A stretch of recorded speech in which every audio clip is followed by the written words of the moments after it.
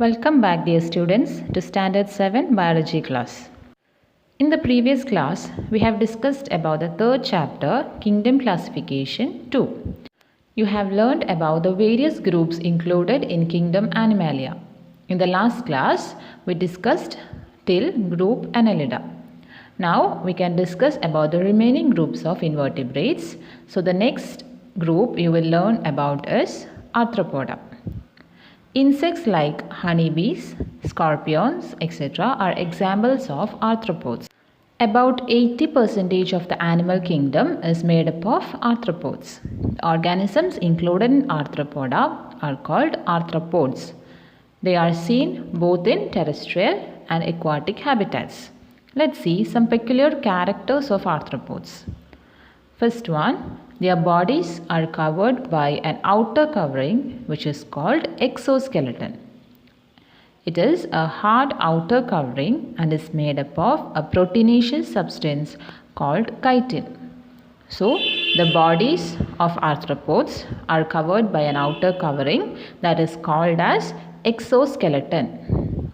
It is a hard outer covering and is made up of a proteinaceous substance called chitin. Exoskeleton means the skeleton which is present in the outer part of the body.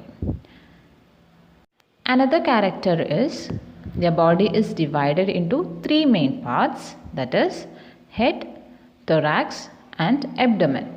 What are the three main parts?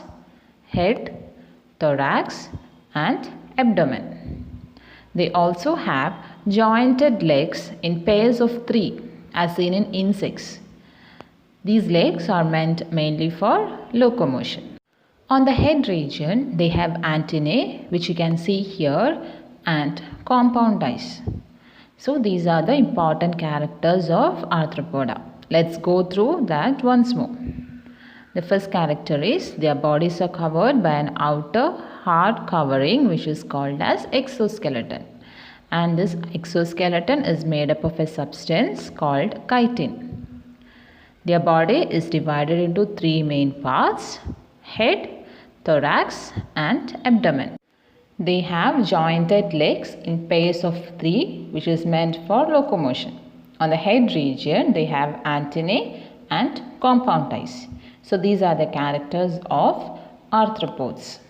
So we move on to the next group of invertebrates, that is mollusca.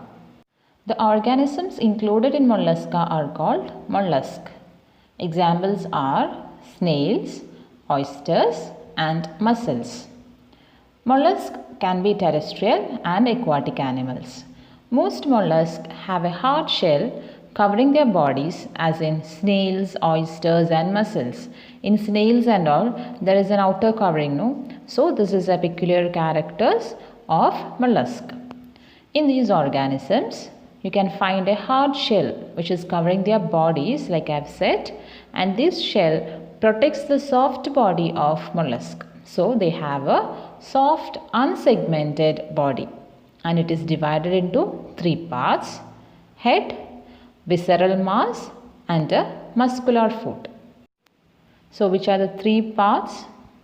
Head, visceral mass and a muscular foot. The muscular foot helps in locomotion. So what are the important characters of mollusk?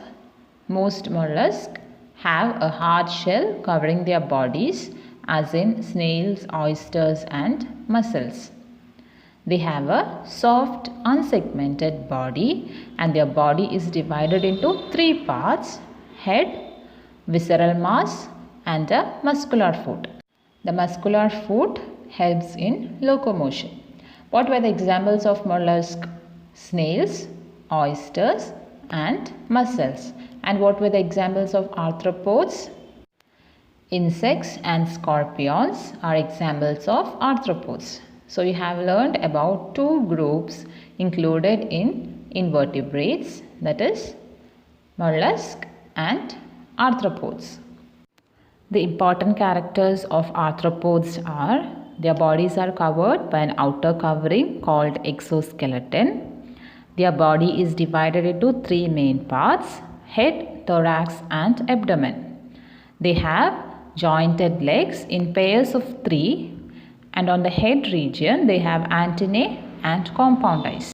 Examples of arthropods are insects and scorpions. What are the characters of mollusk? Their bodies are covered by a hard shell like in snails, oysters and mussels. They have a soft unsegmented body and it is divided into 3 parts: head, visceral mass and muscular foot. Examples of mollusks are snails, oysters and mussels.